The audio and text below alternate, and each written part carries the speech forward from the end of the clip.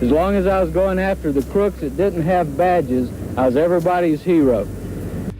Let's jump in with both feet, Vic. It's a beautiful Friday, and a lot's been going on in the world, and you thought it'd be a good idea to talk about it. Yeah, I'm sad, Jonathan. Why are you sad, Vic? Don't be sad. Go ahead. I usually don't watch the news, but lately I've been watching the news, and it makes me sad to see what's going on in our country. It makes me sad to see how the populace is being manipulated by both sides. Both sides. I mean, the fringe is so loud on both sides that the people in the middle no longer have a voice. The people in the middle, our voice is drowned out. And our media, man, they love beating the drum. They love waving the bloody shirt. They want to stir up crap, man. They do. And it's frightening. And it's sad what's going on in the cities around our country. Yes. Even some of the cities that you and I used to live in. Austin. Oh, yeah. A man was killed in Austin at a protest. Right. Just recently. Right. Now, I take issue with some of the terminology they're using. If somebody is in the crowd carrying an AK-47, and you got, especially if there's more than one of them, even if there's just one, that is not a peaceful protest. Gandhi wouldn't like that. Martin Luther King wouldn't like that. John Lewis wouldn't like that. I totally agree with you on that, Vic. I mean, John Lewis said get in trouble, but he said get in good trouble. He didn't say go and bash out the windows at a federal courthouse, set fires, throw bricks, destroy property. No, that's not what Gandhi did. That's not what Martin Luther King did. And that's not what John Lewis did. And it's a slander to their memory to call what's going on today a peaceful protest. I agree wholeheartedly, Vic. Yeah, because it's not. And what they're doing is actually inviting counterforce. Yeah. They want the counterforce more than they want change. And that's the definition of a terrorist. It really is. And I don't want to get in trouble by calling anybody a terrorist, but the problem with terrorists is that even if you offer to give them what they want, then they're going to change their demands because what they really want is violence. What they really want is anarchy. Yeah. Yeah. I want to ask these people, what is it that you want to change? And how is this helping? Yeah. There are other ways to do it. You don't go out there with all this free-floating hostility and killing people or getting yourself killed down in Austin. Right. We were talking about, it was a gentleman by the name of Garrett Foster. Yeah, he's the one who got killed. He's the one who got killed. And they were claiming that he was a peaceful protester. Yep, with an AK-47 slung around his back. And supposedly I saw some reports that he was pushing his fiance's disabled, that he's pushing his disabled fiance down the road, and they're doing a peaceful protest. And that a car rolled up, and some people started banging on the car. The guy threw the window down and shot Garrett multiple times, killing him. Is what the initial report was. That was the initial report. They've done some investigation. They have. The guy in the car, he was a Lyft driver. Yeah. He wasn't there for the government. He's not the police that's beating anybody up. He's not, dragging folks off the street. He's not a policeman that's killed anybody. He's not a part of our government. He's not Donald Trump, It's true. He was just a Lyft driver. And he was more than just a Lyft driver. He was a sergeant in the Army. Right.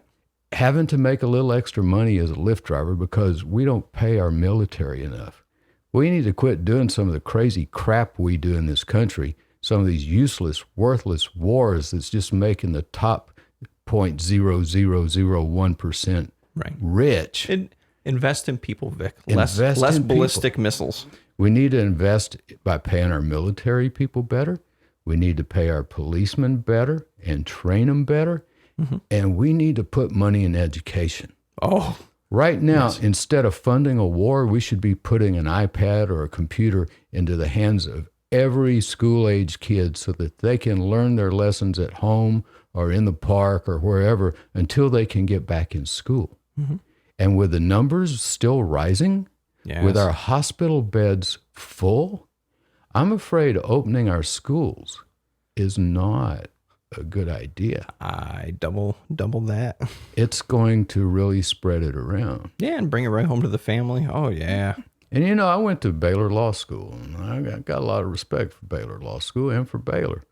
But they're bringing 15,000 kids back to Waco. That's how many kids go to that school? 15,000? Yeah. Wow, that's a lot bigger than I thought it was. And they're saying, well, we'll be able to social distance. We're going to push the desk apart. Some of our classes are going to be on the outside. They bought circus tents. Circus tents? It's going to be a circus. I guarantee you, it's going to be a circus. Because That's great. The actual learning and social distancing, yeah, that could probably be done. But you're bringing a bunch of kids to town whose brains are not fully developed, who do not have the judgment that somebody older would have. And the problem you're going to have is going to be at the frat parties and the fraternity, the sorority parties and the bars. Well, just the college lifestyle, Vic. It's the college lifestyle. Yeah. And don't tell me they're going to go to Baylor and quit having sex all of a sudden, too. Yeah, I'm just going to go to my room and do my homework every single day. Lock my door, do my homework. Yeah, no. Parents don't believe that stuff. They're out partying. And when they come back up here, they're going to be out partying, and they're going to be spreading this disease. Yeah. And it's going right. to get a lot worse, especially if we put all those kids together. And they're saying that, oh, well, these first graders, we can social distance them. We can put a mask on them. Give me a break. You can't even get them to quit eating paste. What are we talking about here? Were you a paste eater? I never personally tried it. No, I wasn't a paste eater, but I do remember in the third grade. And I wonder what happened to this kid in the third grade. Oh, no. Yeah, I wonder what happened to him. Our teacher brought some mercury. We didn't know how dangerous it was back then. Liquid mercury. Yeah. So that we could feel it in our hands and see what it felt like. You're kidding. And then we would pass it to the student behind us, and we would do like that. Play It was around with about it. a quarter-sized dab of liquid mercury. Oh, no. Don't tell me he ate it. He did. He put it in his mouth and swallowed it. What did the teacher say, honey? She couldn't believe it. She just could not believe it that he had done that because and now the rest of the kids can't see what it feels like because you swallowed it. Oh, no. That was a concern was no one else could touch it. Yeah. Man, But back times then, have changed. that's when we used to chase the mosquito truck down the side of the road running in the DDT fog. What? Yeah, that was before they made all Although that they used to like illegal. come and just spray from a truck? They'd spray from the truck. They'd spray the ditches to get rid of the mosquitoes. You're kidding. And you were just running it. Oh, me and all the neighborhood kids, we'd see it coming, and it'd be like the ice cream truck coming. One of your man. generations all cracked down with all these health problems. Then you had Vietnam, throw some Agent Orange on top of that. And, oh, yeah. Yeah. You guys are healthy as me. Well, I survived DDT. I survived playing with the mercury. I've survived all that stuff. Yeah. But oh, no. But this poor old sergeant who was making a little extra money. Yeah. Driving Lyft. He had just dropped off one passenger, and the app was telling him where to go to pick up the next passenger. Yeah, to pick up, he's going to a hot spot. A hot spot to pick up the passenger or maybe a food delivery, but he was just following instructions. Right. He turns onto Congress Avenue. He didn't know there was some kind of protest going on, and they come over and they start beating on his car, rocking his car back and forth. And then this one guy comes up and points an AK-47 at him. Now, what are you doing with an AK-47 at a peaceful protest? I would say you're in the wrong place. Yeah, to bring that there. That does not compute. That does not compute. No. It makes no sense. No. Leave those rifles at home. Well, I got a Second Amendment right. You don't have a Second Amendment right to go out there and threaten people. You don't have a Second Amendment right to point it at somebody. You got a right to own it, but not to misuse it. Right. I agree with that, Vic. And, I agree. Do it the way Gandhi did it. Do it the way Martin Luther King did it. And please, if you're interested at all in change, if you're interested at all in how to do things peacefully, read Saul Alinsky, Rules for Radicals. You might have to buy a used one off of the internet. I don't know if it's still in print. It should be. I read that when I was in college. I was studying to be a community organizer myself and getting a degree in social work. Right. And I read Saul Alinsky, and I was impressed with his methods and his tactics, and none of it involved violence. But the thing that he would point out is that you have to find the pressure point. Right. And put the pressure on the pressure point. And that's not the federal courthouse in Portland, Oregon. Right. No, they're just inviting an overreaction because they want to spin this out of control. Mm-hmm. They want to put this country into anarchy. And that is not good. It's not good. And it's a minority. Let's not make it like it's the majority of folks doing this. It is a minority of individuals. But it's a minority of individuals trying to mess it up for everybody. Right. And it's unfortunate that that's what the media is showing, though, Vic, is it's showing this tiny minority who's causing this. Don't show them. Don't give them any attention. Yeah, don't. Let them go pout in a corner somewhere. But if you really want to effectuate change, you're not going to do it at the federal courthouse in Portland. You're not. You're going to do it at a Trump property. There you go. And don't take your AK-47 with you. With telephones today, the way that you can do a pop-up crowd, flash mobs. So they move you out of this place over here where you're blocking entrance to Trump Tower or to one of his golf courses. Hey, and all of our European listeners, Trump's got property over there too. And I know you guys care as much about what's going on as we do. This is just not right. That man could change a lot with his signature. Yeah. He could change a lot if he just quit tweeting. Yeah. Smack the phone out of his hands. Quit dividing us. So if you want to effectuate change, do it like Saul Alinsky would do. Put pressure on Donald Trump's money. Yeah. The thing he loves the most. Or lack thereof. Who knows? We haven't seen them tax returns. Yeah, who knows? We don't know what's there. But if it were me, I'd have it organized so that ingress and egress to all the Trump properties were blocked. Mm-hmm.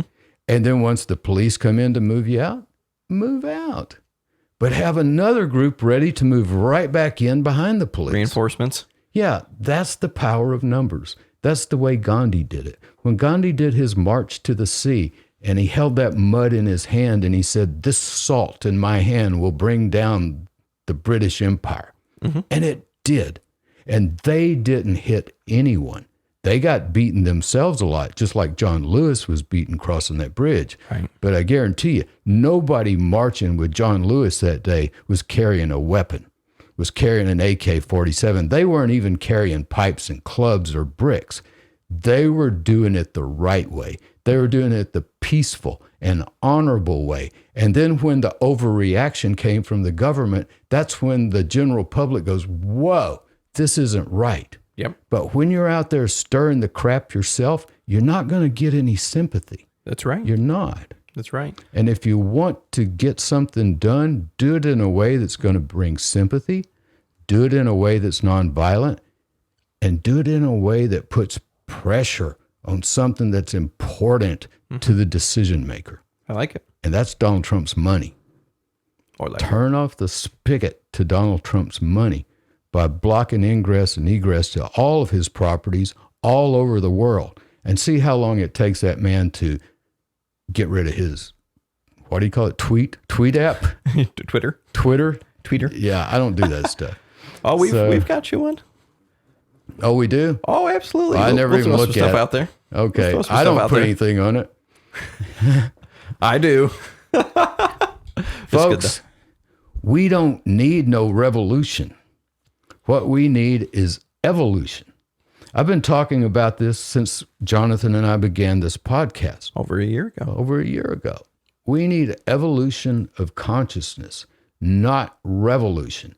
If we evolve our consciousness, there will be a revolution, but it will be a peaceful revolution, not one brought on by AK-47s and bricks and bats and clubs and everything else and fire, Yeah. I don't like it when the media calls criminals peaceful protesters. I tend to agree with you, Vic. People knocking out windows, stealing stuff. And and trying to shoot this poor old Army sergeant who was just driving a lift car to make some extra money. That was it, man. And to give a little more of the backstory, basically, they started banging on his car, like you said, Vic. And Garrett Foster came up with his AK-47 and motioned the AK-47 at him to lower his window. He lowered his window and he thought he was law enforcement, but then he realized he wasn't. And there was a gun pointed at him. And the Lyft, Uber, whichever one, driver shot this Garrett Foster. Yeah, he had a gun in his car for his own protection. Correct.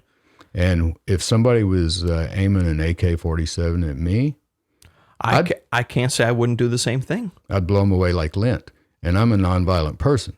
You point that AK-47 at me, you better pull that trigger fast or I'm blowing you away like lint. Lint. But, and again, what we first started the issue, or first started this episode with, Vic, is how, when this story first came out, it was this poor guy, he had an AK, but he was peacefully protesting, and, this person shot him dead on the streets, his poor fiance, and it became this spin to try to, work people up again, that here's probably some Trump supporter, gun-toting guy who, rolled his window down and blew this guy away with no reason, but then here we are, the truth comes out that, hey, this is actually a sergeant who's been trained in weapons system, who's been trained in fight or flight, who's been trained in, what is a threat and what is not. So I would trust someone like this guy, a sergeant, to have way more, ability to discern a real threat from one that's not than most people. And, the truth is that, this Garrett Foster was acting pretty foolishly. Yeah, he was. And, you don't go to a peaceful protest with an AK-47. No. If you go into a peaceful protest, leave all the weapons at home. Only the other side should have the weapons. That's the way it works. Yep. That's the way it works. And that's what brings the sympathy of the general public to your side. We don't need no revolution. What we need is evolution of consciousness. Yeah. A lot of the spiritual teachers, they teach us that the kingdom of God is within us. True.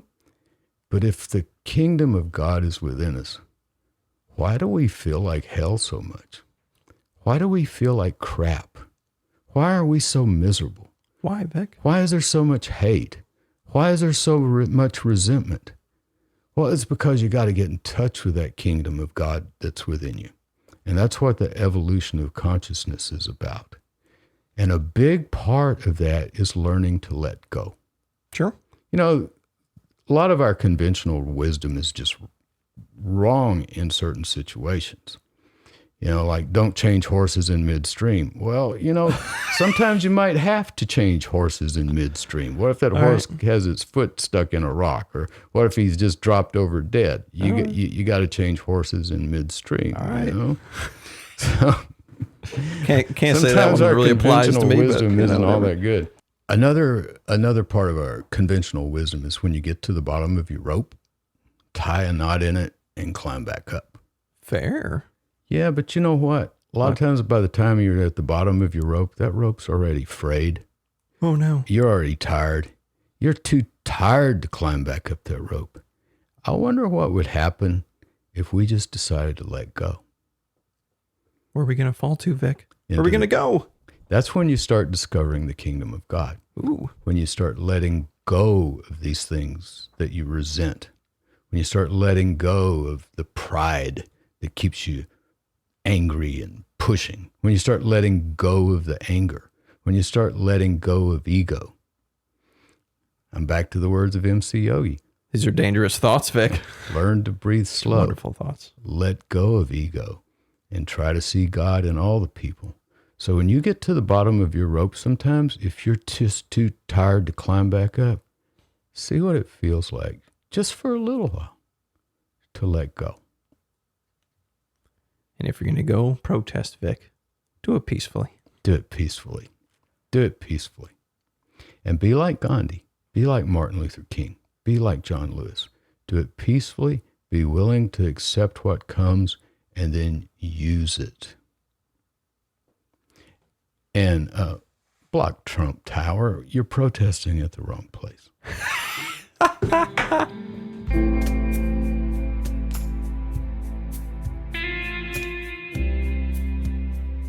Hi, I'm Vic Feazell. During these trying times, you might want to just stay home. And at the law offices of Vic Feazell, we understand. That's why we're set up to handle your personal injury claim without you even having to come in.